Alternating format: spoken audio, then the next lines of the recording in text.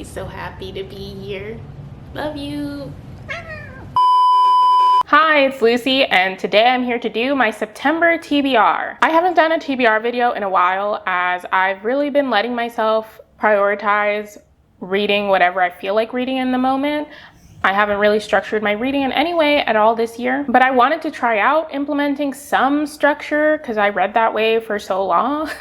So yeah, I just thought this would be a fun thing to do, and this will also serve as kind of a fall TBR if I don't get to all the books that I mentioned in this video, which I may or may not. I think I have 6 books technically to mention, or 5 actually. So this is definitely a lot smaller than previous TBRs of mine, and probably a lot of people's TBRs this month, or most months, but you know, I'm not sure I've even been averaging 5 books a month, so yeah, but this could be the month where I read like 20, who knows. And yeah, I wanted to do it in a fun way, so this is a cats pick my TBR. I do have 2 books at the end that the cats didn't pick because I wanted to read them. I let them pick 3 books basically. I have 2 cats, if you weren't aware, Tucker and Thor. I love them both very much. If you haven't seen this done already, basically I just pick out a pair of books and then put treats on them, and whichever treat they go to first is the one that they picked for me, because cats can't read. Although these ones probably can, they're just hiding it. So I've done these pairs in a themed way for fun and glory. So the first theme is self-help, basically. So first we have How to Stop Feeling Like Shit by Andrea Owen. This is described as a no BS guide on quitting the self-destructive habits that undermine happiness and success. The other book is How to Keep House While Drowning by Casey Davis, LPC. Presented in 31 Daily Thoughts, this compassionate guide will help you begin to get free of the shame and anxiety you feel over home care. Go.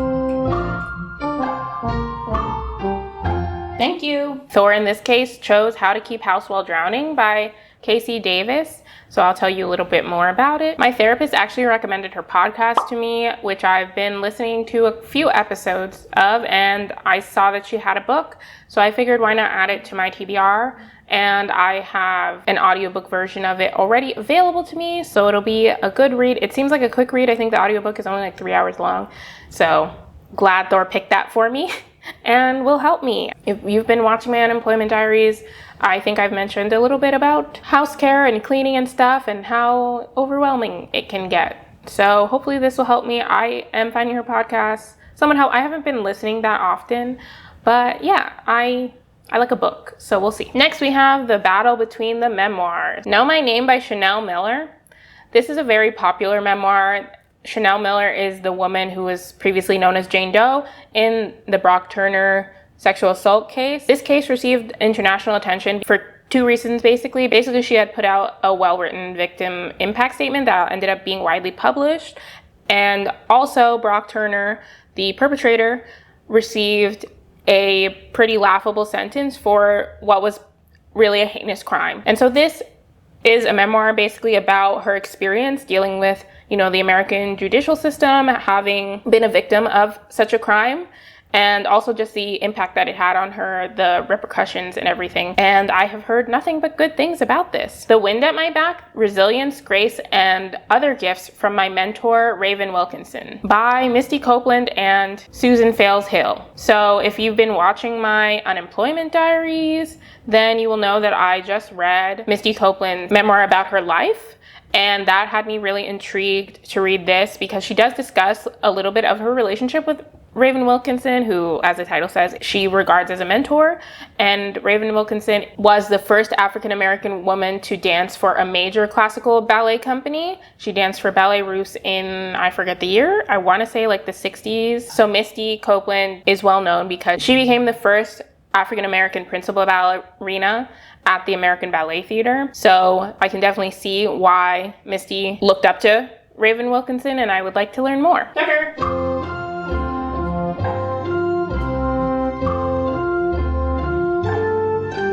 Thank you. The cats chose Know My Name by Chanel Miller, so this is what I'll be reading.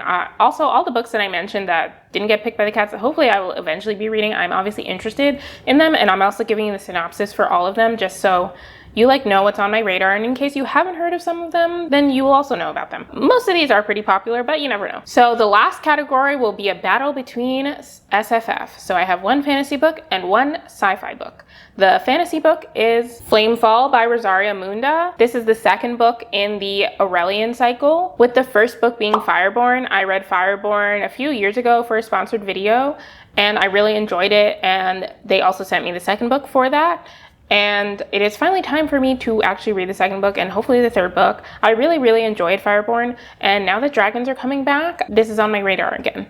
Or like, I really just want to get into it. This is set in a world where the previous regime of leaders, known as dragon riders, determined by bloodline, has just been overthrown, and the revolutionaries are trying out a new system that is supposed to be more egalitarian, where everyone has the ability to test for being a dragon rider instead of it just being based on whose kid you are, basically. This follows two characters who are like training to be dragon riders, who grew up in the same orphanage for drastically different reasons. One of them became orphaned when the previous dragon riders murdered her whole family for failing to pay taxes, and the second one was part of the dragon rider bloodline and was secretly spared when the revolutionaries killed his family. The sci-fi book is Axiom's End by Lindsay Ellis.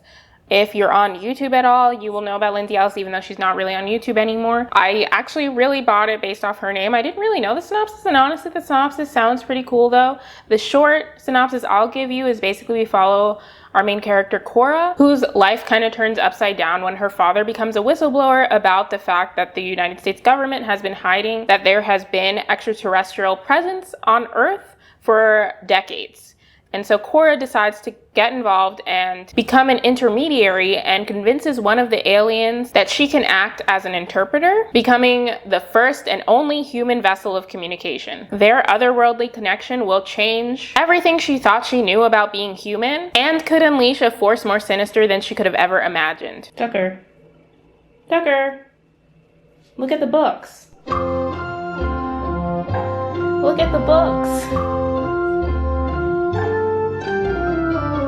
Tucker has a bias to the left side. And the cats chose Flamefall. They chose the thickest book. Yeah, but I'm excited to read this, like I said, and hopefully read the third book sooner rather than later once I finish this. And then I have two more books that the cats did not choose, and I just wanted to share with you all that they're on my radar, and hopefully I'll be reading them this month. First, we have This Telling by Cheryl Strayed. A genealogy test sparks a woman's reflection on the two accounts of her life, the real one and the one she's always told the world. So what actually sparked my interest in this is that this is part of the Out of Line collection on Amazon, available for Amazon Prime reading. I do have Amazon Prime, so I can read those Amazon Prime reading books. Basically, it's like a library of books that Amazon will let you read for free if you have Amazon Prime. And they do a bunch of short story collections for it, and Out of Line is one of them. And I read Roxane Gay's entry for that, and I thought that was really interesting, and that got me intrigued into like what the other books in the collection were. And the description for the collection is an incisive collection of funny, enraging, and hopeful stories of women's empowerment and escape. Yeah, I just really wanted to read it. The Amazon Prime collections always sound interesting to me. I kind of also want to do a video on it.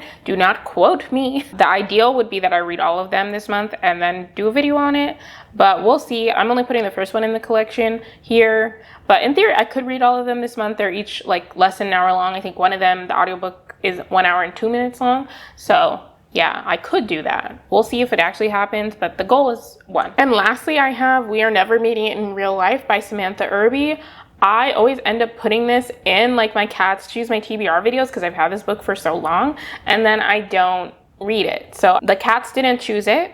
I am just trying to read it this month. I really want to read it. It's supposed to be like a really funny essay collection, and I love a funny essay collection. I'm really into books with humor these days. I don't know what that means, but yeah, it's just an essay collection where she talks about stuff. I don't really even know. I do own this book, like a physical copy, but I think it's in another room. I don't know where it is right now, and I am attached to this camera right now, so I don't really want to go get it. So here's a picture, and yeah, those are all the books that I wanted to talk to you all about today. Thank you so much for watching. If you like this video, please be sure to give it a thumbs up. In the comments down below, leave me a cat emoji. And if you like this video, YouTube thinks you'll like this video, so click it and watch it too. I'll see you in my next video. Bye!